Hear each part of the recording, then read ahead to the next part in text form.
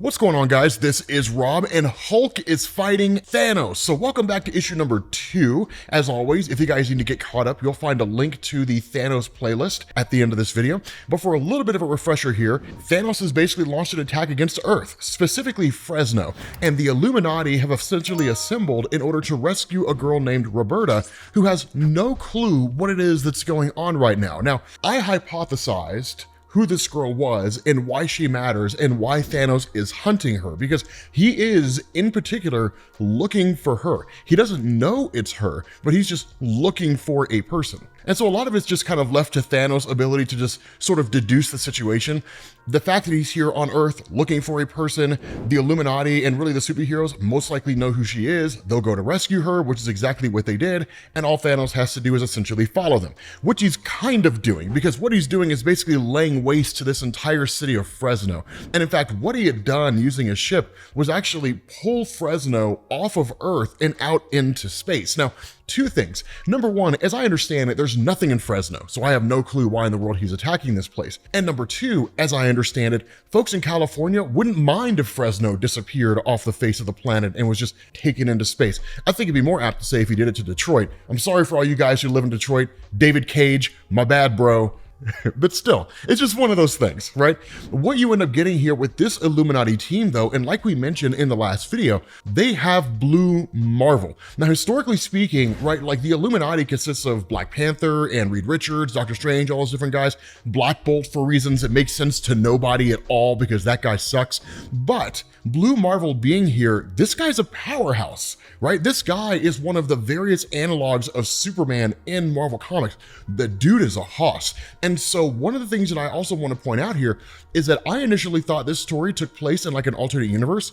It doesn't, because there's a point where Iron Man's talking to Emma Frost and he says, "Are you sure you don't want to stay in disguise given everything else that's going on right now?" We're given a little asterisk and they reference Fall of X. So this takes place in the main Marvel universe at the time that Fall of X is happening, which is kind of cool, right? It's not a huge deal. It doesn't have a massive impact on anything, but it is cool that we get that little bit of continuity there. And so what ends up happening is two things. First, the Illuminati basically end up making a phone call to bring somebody in. The second thing they do is they basically have Blue Marvel travel to the ship of Thanos and then incapacitate the shield that's pulling Fresno out of really Earth's orbit into space so it can kind of be returned, of course. And the hope is that they can put Fresno exactly where it's supposed to be, right? Because you can't just deactivate the shield. It'll go crashing down into the Earth, wherever it happens to be over the Earth as it's being pulled away. Now, here's a cool thing, and this is where Hulk comes into play. As they start having this conversation, right? The question is, okay, I thought we were trying to save Fresno, not further destroy it. And the response of Emma Frost is, think about it though, it's probably the right move, Reed. The response of Iron Man, let's call him. And where Roberta, right, this girl who's just there and has no clue what's going on, she asks the question like, call who? Emma Frost is like, the big stick. Now, here's one thing that I do want to point out here in Marvel Comics. When it comes to the Incredible Hulk, there's only been very few times where he's actually fought Thanos like in a true fight, right? The two of them just going toe to toe. But in the Hulk versus Thanos story by Jim Starlin, where the two of them never actually physically fought, it was literally Thanos fighting Hulk in like the Mindscape, right? So it's like the most clickbait name for a comic ever. There was a story in Marvel Comics written by Jim Starlin where Thanos had literally stated that he was always fearful of fighting the Hulk. Well, not really fearful, but it was a fight he always avoided just because of how incredibly strong the Hulk can be and how difficult it is to even just injure him in a base state. The longer the fight goes on, the angrier he's going to get, the stronger he's going to get, and the less of a chance that Thanos is going to have, right? The quicker that Hulk is going to help Thanos finish with all his living. And so there's a lot of kind of back and forth on this, right? Like a lot of back and forth. Like, we don't really know if we should do this. Like, this guy is just kind of an unknown entity. But the issue here is that Thanos is a guy where he's just such a heavy hitter. They need someone who's comparable. And so because of this, they do momentarily debate the idea of a backup plan in case like things go sideways with the Hulk, or if by some unforeseen circumstance, Thanos manages to kill the Hulk. But the reality is they just don't really have time. They kind of have to think of it it on the fly.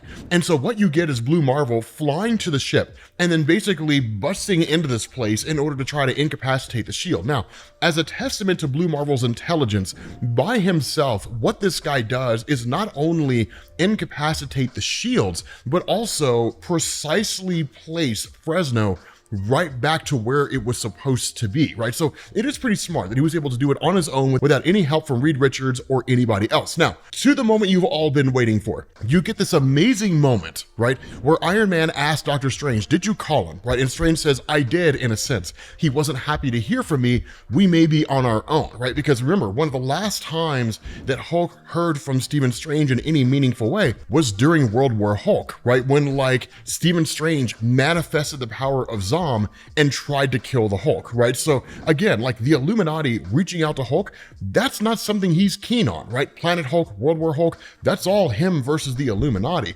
But at the end of the day, Stephen Strange says, now keep this in mind, Tony, this throne's more mystical componentry can be quite a challenge, and I've never had the chance to really get a look up close. The response of Iron Man, let me see if I can give you that chance. Now, this is where Thanos responds, right? Thanos says, I do not believe an Iron Man nor a Sorcerer Supreme pose any threat to my devotion.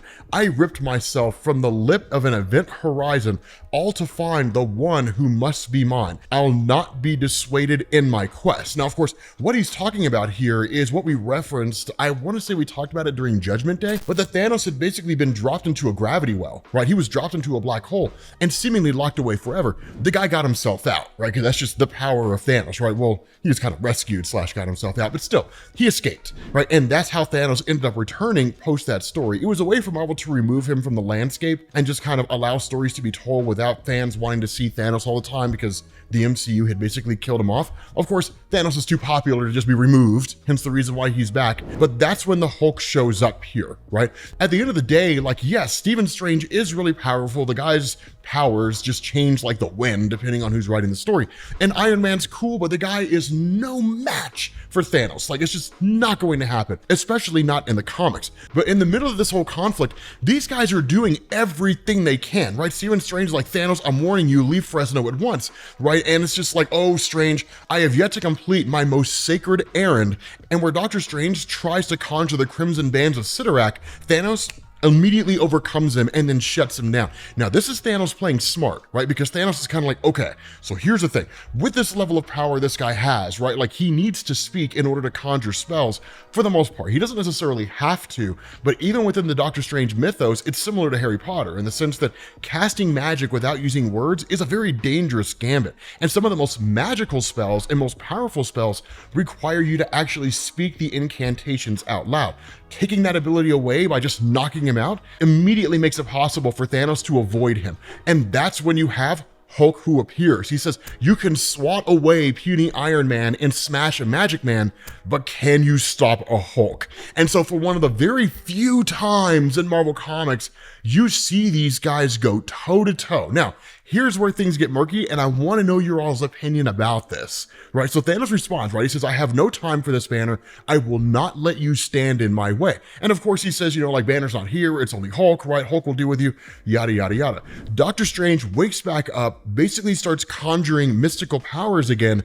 And between Doctor Strange and Hulk working together, they're able to, at the very least, hold Thanos off. But Thanos is able to hold his own against all of them, right? And he even tells Stephen Strange, one cannot speak spells if one cannot breathe, right? Just like, but literally using his cloak to quite literally choke him with it, right? Hulk's like, let him go and that kind of a thing. But Thanos is really just kind of toying with these guys, if we're being honest, and keeps asking, like, where is this girl? Now, I want to know your all's take on this, right? Like, is Hulk a guy where in the initial outset of the conflict, Thanos would be able to hold his own and potentially toy with him? Or do you think the base level of Hulk's strength when he first shows up on the battlefield before he's in like just some ridiculously enraged state, if even then he's too much for Thanos? I want to know your all's thought on that, right? Because it is a really interesting question. This story is written by Christopher Cantwell. This guy knows what he's doing, right? So I'm really curious to see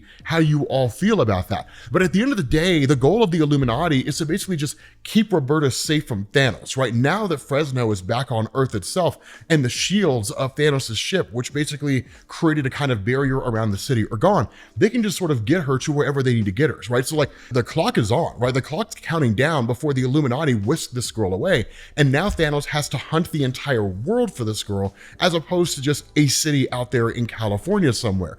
But even then, like the fight between Thanos and Hulk, it's by no means like Thanos, you know, just like crushing the Hulk and swatting him away like he did during Infinity Gauntlet when he had like the gauntlet in his hand and all the powers that came with it, right? It's like Hulk who's literally countering this guy, punching him, sending him flying, like that kind of thing. It is cool, right? So it's entirely a really interesting fight between them. It's not just, you know, Hulk getting steamrolled like a jobber. That's not really what's happening. But the fact remains here, the Illuminati are not able to overcome this guy. Now, in one of the weirdest moments in Marvel Comics, and I don't know why Christopher Cantwell decided to do this outside of the fact that it's probably one of the most awesome things that any of us have ever seen, Thanos realizes the Illuminati are getting Roberta out of town. So this guy tears the top off of a truck, hot wires it, and then drives to where Roberta's at. Thanos hot wires a truck. I need to say that. Like, it just needs to be said out loud. Some people are going to be like, herp-de-derp-derp, that's ridiculous. Thanos would never do it. And that's what makes it awesome, because Thanos hot-wired a truck, which is just a ridiculous concept, but it sounds and just looks amazing. Now, here's a cool thing, right?